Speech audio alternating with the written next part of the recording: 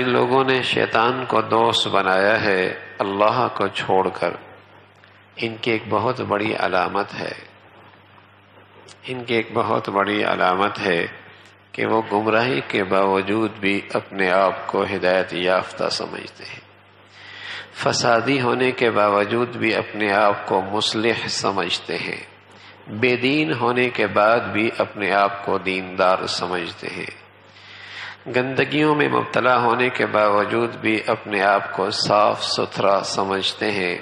یعنی ان پر شیطانی اثرات اس حد تک ہیں کہ وہ جو انسانیت کا خاصہ تھا، غلطی کا اعتراف،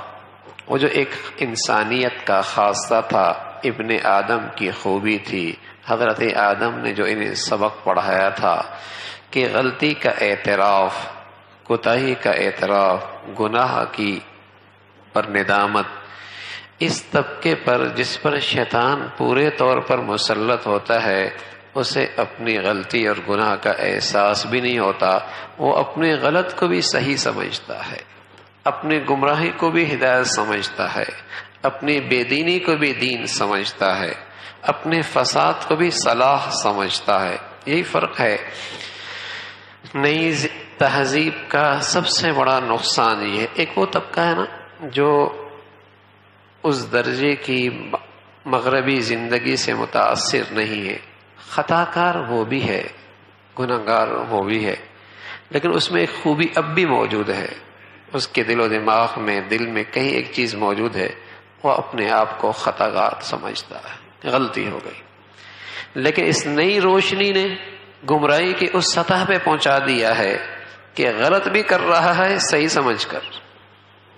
غلط بھی کر رہا ہے صحیح سمجھ کر، اس پر وہ فلسفہ پیش کرتا ہے، دلائل دیتا ہے، غلطی کی دلائل بھی دیتا ہے، گمراہی کی دلائل بھی دیتا ہے کہ یہ صحیح ہے۔ تو نئی روشنی، نئی تہذیب نے اس گمراہی کو اس حد سطح تک پہنچا دیا کہ برائی اس کے نظر میں برائی نہیں رہی۔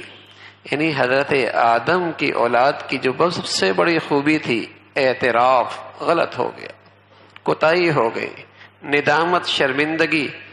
اس سے یہ بھی سلب ہو جاتی ہے، یہ اثر ہوتا ہے، شیطان اس پہ پورے طور پہ مسلط ہے۔ وَيَحْسَبُونَ أَنَّهُمْ مُهْتَدُونَ، یہ خیال کرتا ہے میں تو صحیح ہوں۔ بھئی یہ بدعت کو بھی سنت سمجھتا ہے، یہ گمراہی کو بھی ہدایت سمجھتا ہے، یہ فساد کو بھی صلاح سمجھتا ہے، یہ ذلت اور پستی کے راستے کو ترقی کا راستہ، روشن خیالی کا راستہ سمجھتا ہے۔ تو یہ نتیجہ ہے، فرمایا انہم اتخذوا الشیاطین اولیاء من دون اللہ، ان لوگوں نے شیطانوں کو رفیق بنایا اللہ کو چھوڑ کر، اور یہ خیال رکھتے ہیں کہ وہ راہ راست پر ہے۔ عاملۃ ناصبہ تصلی نارا حامیہ، کل کچھ لوگ ہوں گے محنت کر کر کے تھکے ہوئے ہوں گے لیکن جہنم کا ایندھن بنیں گے۔ عاملۃ ناصبہ، محنت کر کر کے تھکے ہوں گے لیکن جہنم کا ایندھن بنیں گے۔ کیوں؟ اس لیے کہ زندگی بھر شیطان سے یاری لگائی، انہیں اپنے گمراہی کا احساس ہی نہیں ہوا، اپنے بدعتی ہونے کا، اپنے شرک کا